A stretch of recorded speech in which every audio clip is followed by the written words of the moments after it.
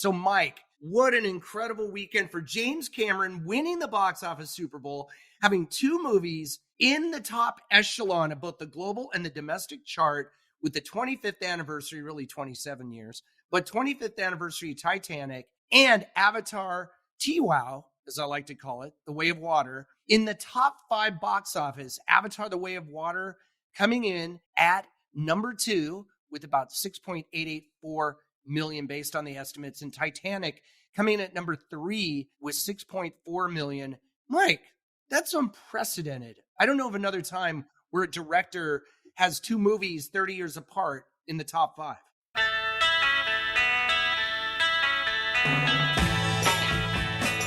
It reminded me of the Beatles, when the Beatles would have, 2 or 3 songs in the top 5. Mike, I love it. You're weaving in the Beatles. There you go. So we're now going to call James Cameron the 5th Beatle. That is completely unprecedented. I do not remember that ever happening before. And they're both over $2 billion. Way of Water is now $2.2 billion and counting. That to me is, we've talked about it before. We go into Avatar and everybody is thinking, okay, the first one was a global phenomenon, but that was 13 years ago. And is it a moment in time or is it an evergreen? And I guess the answer is it's an evergreen. I agree. I think there's some magic going on with James Cameron. I mean, he's just in it. He never stops. He better create an avatar of himself to keep making movies, 10, 20, 30, 40, 50 years from now, because the legacy of what he's done in his career will live on. Well, look at his body of work, though. I guess he doesn't get enough credit, like a Spielberg, like a Zemeckis, for being just a great storyteller. You're right. He doesn't get that. But you know what he's got, Mike? Billions and billions of box office. But that's not what it's all about. He is a great storyteller. Absolutely. He's a great storyteller. But when you look at the body of work, they're kind of very different movies. You have the Terminator saga that he put together. And of course, he did 1 and 2, which were amazing movies. He picked up the Alien franchise, which were different types of movies from that. And then, of course, you have the Avatar series. So when you look at what Cameron's put together, he's gone in different directions, but he just is a great storyteller. And I don't think he gets enough credit for that. I agree. And The Abyss is still one of my favorite movies.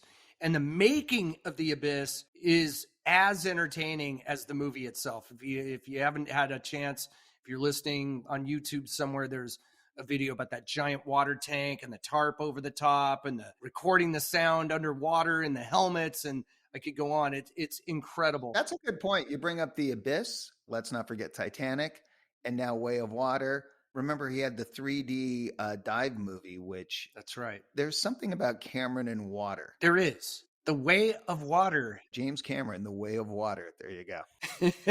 All right, Mike. Well, we had to touch on that really interesting box office news, having those two big films. I think this would be a perfect cold open to lead into our latest Super Bowl episode with James Cameron really winning the box office Super Bowl this weekend.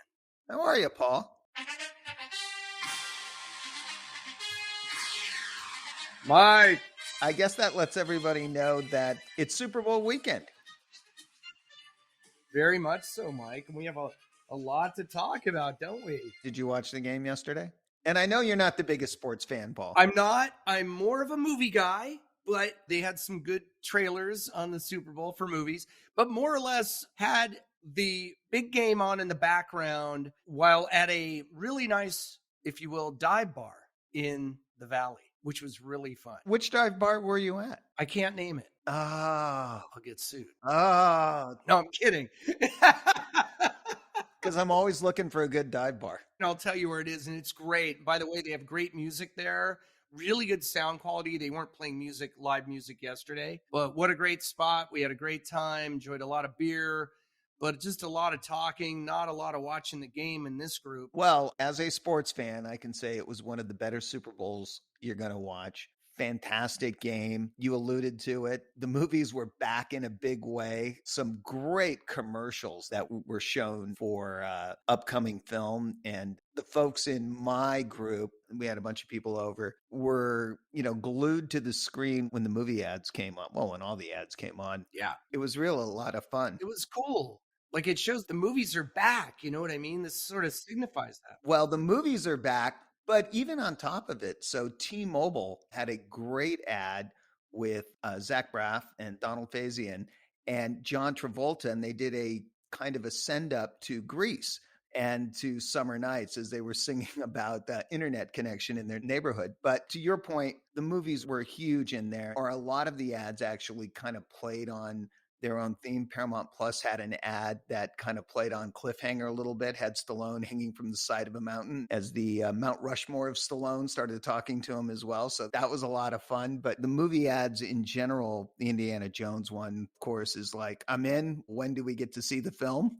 Guardians of the Galaxy had a new spot that they rolled out, which looked fantastic. Creed had a spot, which looked great. Oh, and the air spot. Let's talk about that, which just dropped onto the release schedule last week, where you have Matt Damon and Ben Affleck back together again. And this is the story of how the Air Jordan sneaker came to be. Yeah, that popped onto my radar recently. I'm like, what is this? And it's like, that's my kind of movie. I love biopics like that, or just true stories, but recounted in a feature film. Looks really cool. It looks great. So when you look at the difference between this year and, there's a lot of differences. And I'm going to segue now into our favorite topic, and that is box office itself. Coming into the weekend, what were we running, Paul? Like 50% above. Actually, 50% ahead last year to date. And this was the interesting thing. There was only really one more wide release so far in the marketplace this year than last year. And yet we were 50% ahead of box office. And the doors are going to get blown off of that this week as Ant-Man and the Wasp Quantumania rolls into theaters. And I do want to put some expectations on that one as well. In the press, we've seen quotes of up to $120 million of projected ticket sales for opening weekend. I went back and looked, and I really want to put this into a little bit of context of what we're looking at here. And that is, we went through this with Thor over the summer. And if you remember, Love and Thunder took a bit of a beating, saying it underperformed. There were some press stories saying that is Thor and the Marvel brand getting tired. And then as you looked at it, Love and Thunder was actually the highest grossing of the Thor standalone movies. So then that gets you into, okay, here we go again, almost a rerun of where we were with Avatar back in December, where all of the pre-release projections were the movie could do $200 million. It could do this, it could do that. And you and I went and said, hold on a second, let's look at what the Cameron movies usually do. How do they play? And we kind of tried to set expectations on that. So now we're looking at Ant-Man and the Wasp, and it's kind of a similar situation where the first two movies, do you have the gross up on the first one when it opened? Yeah, the first Ant-Man came out July 17, 2015. Opening weekend, $57.2 million. Total global gross of $519.3 million. So that was like the starting of the whole Ant-Man franchise. Then the second film in 2018 opened to 75.8 million, wound up with 622.6, really 0.7 million worldwide. So my point to the story, I guess, is let's put everything into expectation. You have a movie that did 57, did 77 or 76. And now we are saying it's going to leap to 120 because that's what this pre-release tracking might say. And of course, it's a 4-day weekend. So we're talking about 4 as opposed to 3-day numbers.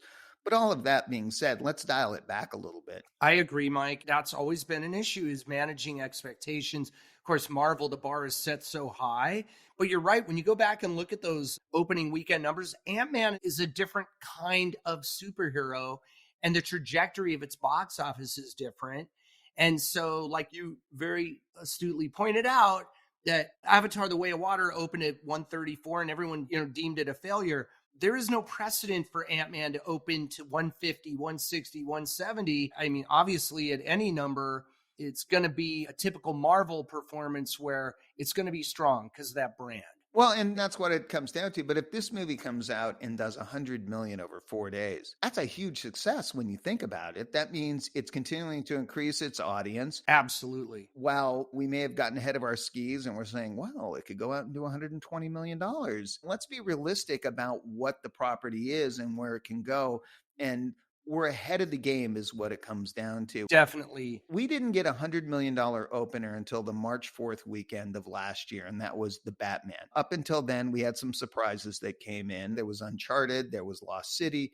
But from a pure box office standpoint, it was a definite peak and valley kind of thing last year. This year has been more of a steady kind of growth. We're looking at this weekend, whatever Ant-Man does is going to be solid.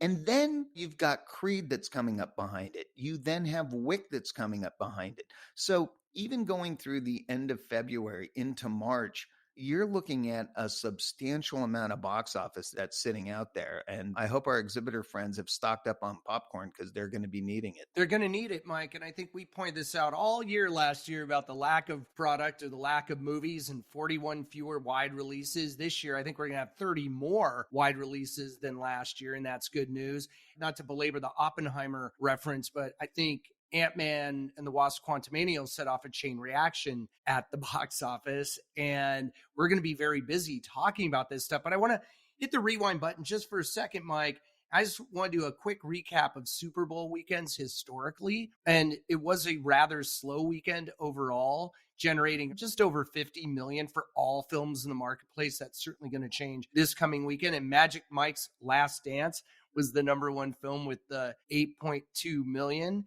But the Super Bowl weekends, I actually ran some ComScore numbers about Super Bowl weekend. And it's interesting that going all the way back in this survey that I put together to 2006, that every Super Bowl weekend since 2006, and probably from before then, was down versus the previous weekend. And this year was no exception, with this weekend down about 36% versus last weekend, the weekend before the Super Bowl weekend.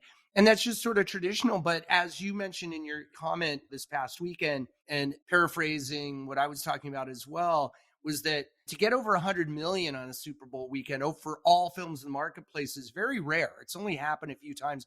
The Miley Cyrus movie, the concert tour, the Hannah Montana concert tour, that powered a $128 million Super Bowl weekend. The weekend that Taken, the great Liam Neeson action film, was released on Super Bowl weekend. It's pretty cool that they went out with that, not fearing that Super Bowl would take away from an action movie aimed not to stereotype, but more at the male audience. I think it would be nice to see studios, just like with Labor Day weekend, Mike, get more on board with Super Bowl weekend. Maybe we'll see that in the future. There is an opportunity to do well, but I think there's a lot of superstition around it just because generally it is a slow or down weekend, but there are times in history where it can do well. Yeah, and it's a bit of a self-fulfilling prophecy. You're absolutely right. I mean, there have been some movies that have gone out. Taken is a great example. Taken, though, if you remember the story on that, Paul, the U.S. was the last market to open. They were kind of looking for a place to put it. There were no other films on the release date. It found Super Bowl weekend, and it kind of showed that you're right. People will come out and see it. Now, this is for the box office nerds that are out there like myself, and that is Sunday of Super Bowl weekend is going to be off usually anywhere from 60-65% from Saturday. A normal drop this time of the year is looking like 35-40% on Sunday to Saturday. So you see that you're losing a significant amount of box office. That's just inherent. It's built into what the weekend is because the Super Bowl has turned into a national holiday. You can even call it a worldwide holiday now. That being said, that doesn't mean there's not opportunity. If you remember, Dear John went out on Super Bowl weekend. Forgot what year that was. That was 2010. And what did it do, Paul? It did 30.5 million. That's right. So the idea is It's a nice number. It's a huge number. There's a counter programming opportunity that's out there. And American Sniper.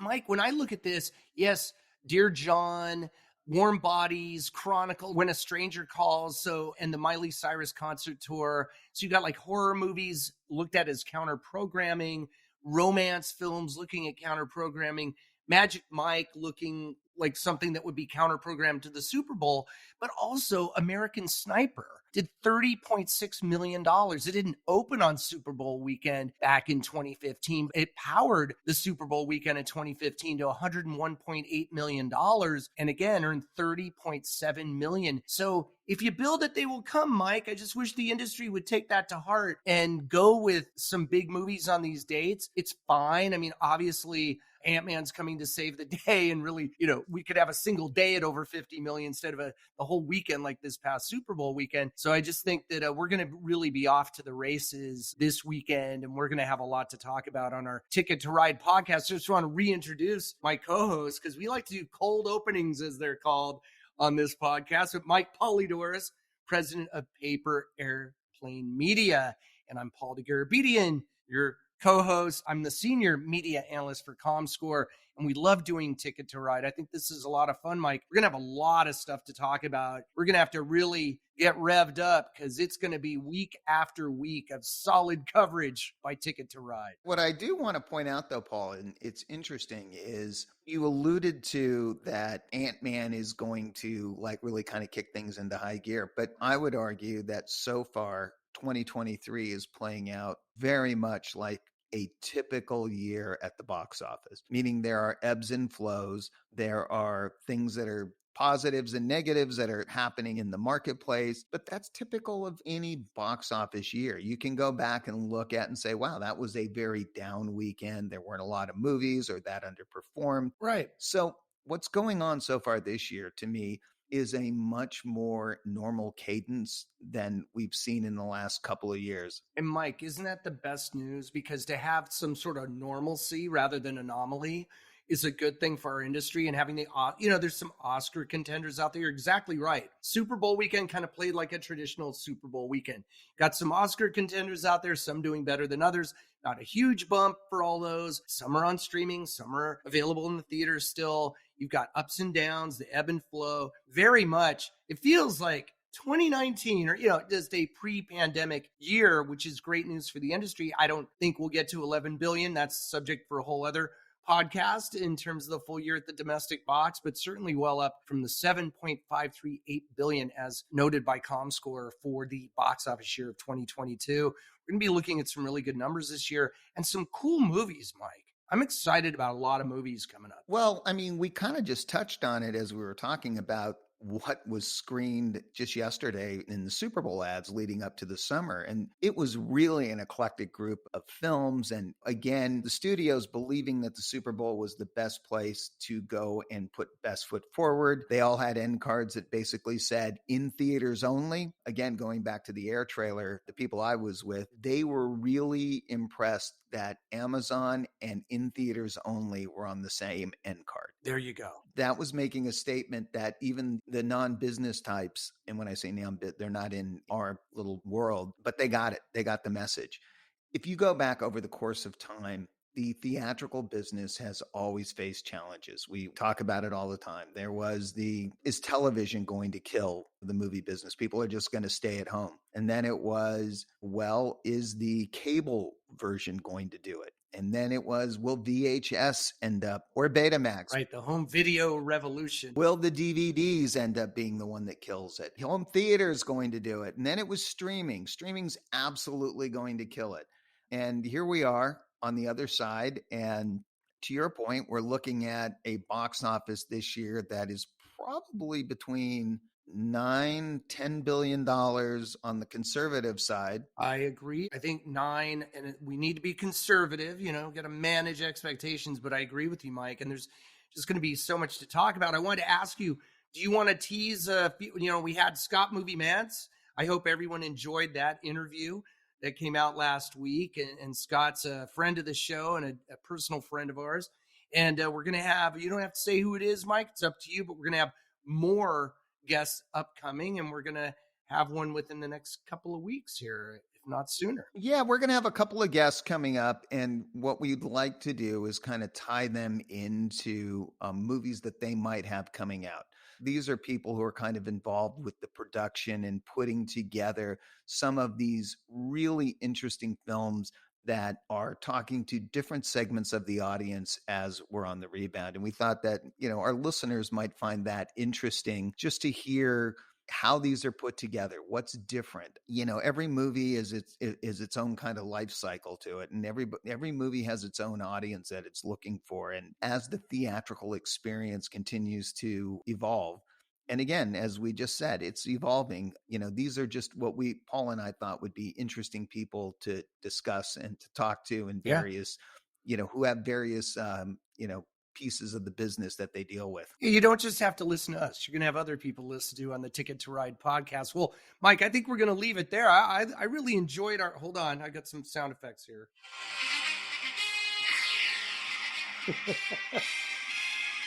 And you actually had the right network too. So that's even better. There you go.